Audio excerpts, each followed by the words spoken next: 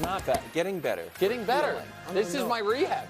Live from New York. It's a show that's only a half hour. So we got to go. We're going to be tight. Go. Straight but power packed. Brew, are you ready to abandon your Clippers? You can't be Brew's team and be soft. I'm sorry. Like, sometimes I feel like the Clippers exist just to tick me off. Yeah, I agree. See that? Just to embarrass me. Yeah, and they've done a great Just to say job. to America, no matter what it looks like, no matter what everybody thinks, Brew's not always right. That's what the Clippers exist to do. All right? Now, here's the thing with the identity. I bet you, Nick, you agree. That answer was just... Which one? Ties or Harden? Harden's. Yeah. We don't have an identity. Like, he don't know what the heck the problem is. We don't have an identity. That's just a general statement you throw out there when you don't know what the heck is going on. But he is right. They don't have an identity because they don't have a leader. This, I think, is the crux of their problem. They do not have a leader. Ty Lue's a leader, but I mean on that roster. If you want to say P.J. Tucker, he's been complaining about not playing. He's not that good. Leader? No, I'm just saying. Some people might think he was a leader. Like a I'm sneaker talking company. among their 4 stars. Yeah, no. 3 of them certain Hall of Famers, maybe Paul George too. Kawhi doesn't really talk. Yeah. I bet he probably hadn't even said anything to Harden about trying to block his shot. He don't talk. Just go. Paul George admitted in Indiana he wasn't the leader. He's kind of like, I just want to play, do my thing, Russ and follow could me. be, but he's Russ the worst is, player. I think, the strongest personality, yes. And I also think even when Russ was great, his style, his game, the erratic play, the recklessness probably made it hard for him to be a leader.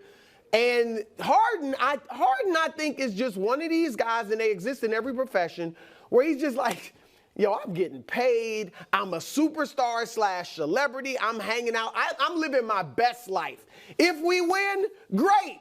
Yeah. If not, I'm still a Hall of Famer and all that. And so, it's like Wildes. A little bit. Yeah. Love smoothies. Yeah, exactly. I mean, quickly to answer your question. Oh. I am not abandoning Okay, them. well, you should. For here's 3 reasons.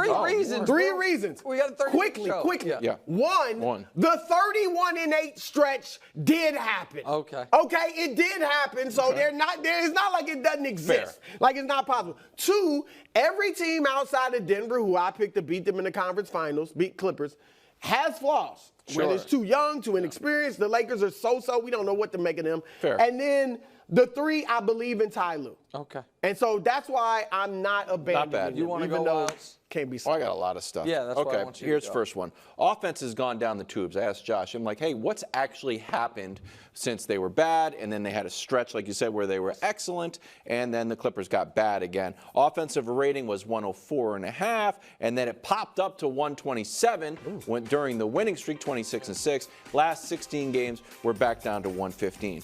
You can live with 115. Yeah, but it's a 500 squad. It's not like a dominant squad when you have 3 great players. So here's the other thing. Toughness is one of the things Ty Lue talked about. Here's a play when in the 4th quarter when they need to get a stop. That's Siakam just dunking right down Broad Street. On Just PJ. Simple, just a simple, just a simple 2 points. So then I asked Josh, like, hey, can we pull the toughness stats? Oh, and he toughness. he went into That's his right. file and like, here are kind of toughness And they're stats. mediocre. Rebounds, second chance And points, best, points in the paint. Everything is just average. And then of course, silly team. Yeah. I mean, it's well, just a silly that's team. what- where you're putting teammates in headlocks and blocking. And listen, Not Wildes, teammates, former is teammates. it before or after the All-Star break? It's after the All-Star break. So what do we expect from James Harden? Getting into there playoff is- shape. Listen, so can we just show you Harden in the Clippers' last 10 games? He's missed 2 of them, so it's 8 for him. 13. Yeah, 13 points, 31% from the field, 1 attempted block of a teammate, 1 headlock of an opponent, less than 40% from the field. headlock? So this was also predictable, which is why this is honestly my favorite running gag on the show. What? Brew's love for the Clippers. Oh, yeah. It started, guys, when Brew's love affair with the Clippers started, the following things were true. LeBron hadn't won a title with the Lakers. Giannis and Joker hadn't won any titles and had 1 total MVP between them. And James Harden and Russell Westbrook were teammates on the Houston Rockets. That's when Bruce's love affair with the Clippers started.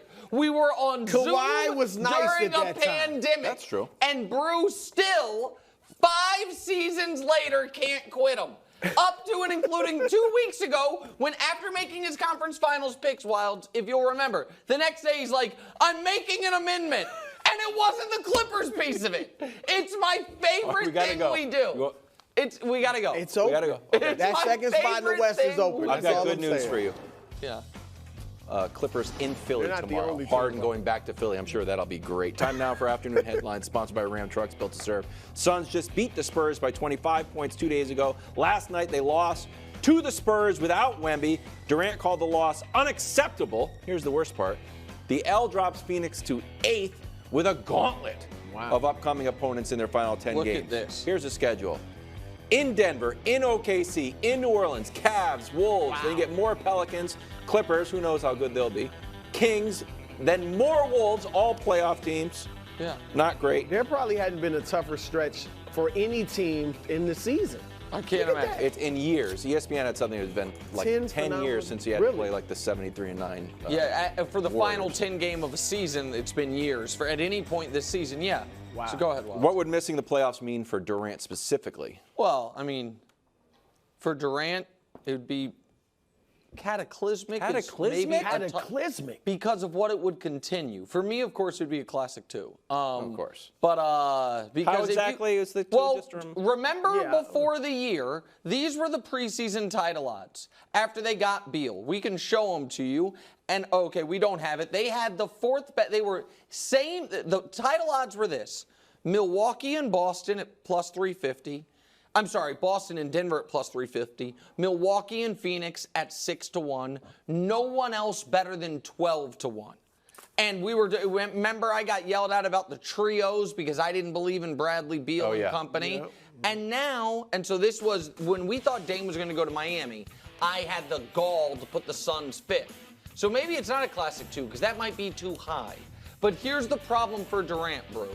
The problem for Durant is what an odd and strange last 6 years this has been.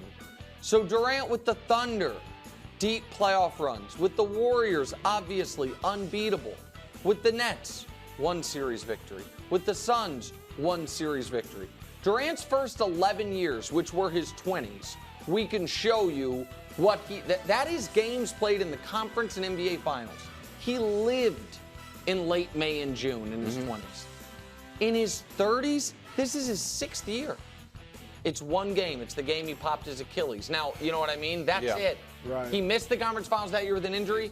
For a player, Brew, that great, to not have a single deep postseason run in the entirety of your 30s, it's, I don't want to say unprecedented, but it's very odd. And I know it's like, well, he tore his Achilles, but the thing is, he's been awesome post-Achilles.